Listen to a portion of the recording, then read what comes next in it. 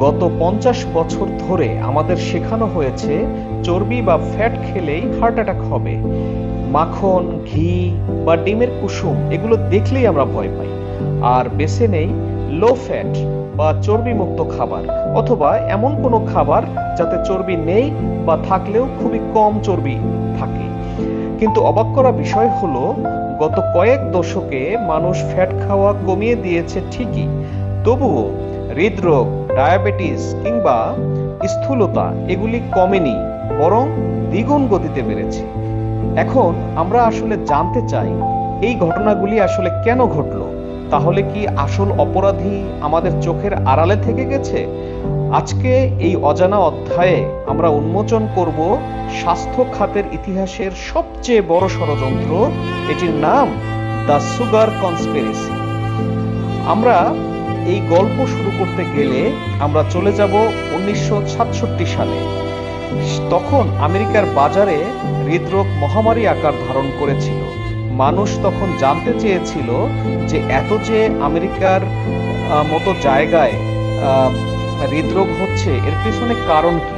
তখন the sugar foundation নামের একটি সংস্থা হার্ভার্ড বিশ্ববিদ্যালয়ের 3জন বিখ্যাত বিজ্ঞানীকে প্রচুর টাকা ঘুষ দেয়। তাদের শর্ত ছিল একটাই, গবেষণায় দেখাতে হবে যে চিনির কোনো দোষ নেই, সকল দোষ চর্বি বা স্যাচুরেটেড ফ্যাটের। বিজ্ঞানীরা টাকার বিনিময়ে ঠিক তাই করলেন। তারা একটা ভুয়া রিভিউ পেপার প্রকাশ করলেন, যা পুরো বিশ্বের খাদ্যাভ্যাস বদলে দিল।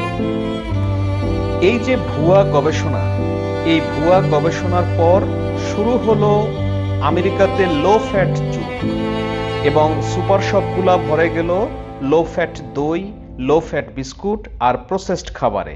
কিন্তু সমস্যা হলো, ফ্যাট যখন কোনো খাবার থেকে সরিয়ে নেওয়া হয় তখন খাবারের স্বাদ নষ্ট হয়ে যায়। আর এই খাবারের স্বাদ ফিরিয়ে আনতে কোম্পানিগুলো কি করলো, খাবারের সাথে প্রচুর পরিমাণে চিনি এবং কৃত্রিম উপাদান মেশাতে শুরু করলো। আমরা ভাবলাম কি যে স্বাস্থ্যকর খাবার খাচ্ছি, কিন্তু অজান্তেই আমরা বিষ গ্রহণ করছিলাম। এখন এই যে আধুনিক যুগ, এখন বিজ্ঞানীরা প্রমাণ করেছে হৃদরোগের মূল কারণ কোলেস্টেরল নয়, বরং শরীরের ভিতরের প্রদাহ বা ইনফ্লামেশন। আর এই যে প্রদাহ, এর প্রদাহের প্রধান কারণ হলো অতিরিক্ত চিনি এবং রিফাইন্ড কার্বোহাইড্রেট। আমরা যখন চিনি খাই, আমাদের রক্তে ইনসুলিন স্পাইক করে। যখন ইনসুলিন স্পাইক করে, তখন সেই ইনসুলিন ধমনীর গায়ে চর্বি জমতে সাহায্য করে। অর্থাৎ আমরা যে ঘি বা মাখনকে ভয় পাচ্ছিলাম, তার চেয়েও আমাদের সকালের লো ফ্যাট খাবার, বা ধরেন হচ্ছে সাদা ভাত কিংবা সাদা আটার রুটি, যেগুলি আমরা বেশি করে খাচ্ছিলাম, আমাদের ডিম বাদ দিয়ে কিংবা হচ্ছে মাখন বাদ দিয়ে বা ঘি বাদ দিয়ে, এগুলি আমাদের জন্য, আমাদের হার্টের জন্য বেশি ক্ষতিকর হয়ে গিয়েছিল। এখন আমাদের বিষয়টি হলো, জানতে হবে আমাদের করণীয় কি, আমরা কি করলে স্বাস্থ্যের এই ঝুঁকি থেকে বাঁচতে পারবো। এই সমাধান আসলে খুব সহজ। অন্ধভাবে বিজ্ঞাপনের লো ফ্যাট কিংবা এই ধরনের কোনো যে ষড়যন্ত্র, এগুলিকে বিশ্বাস করবেন না। যেটা করবেন সেটা হলো প্রসেসড খাবার বাদ দিতে হবে। প্রাকৃতিক ফ্যাট যেমন বাদাম, অলিভ অয়েল কিংবা ডিমের কুসুম আমরা খেতে ভয় পাবো না, এবং চিনিকে জীবন থেকে যতটা সম্ভব বিদায় জানাতে হবে। চিনি বলতে আমি শুধু চায়ে ব্যবহার করা ওই চিনির কথা বলছি না।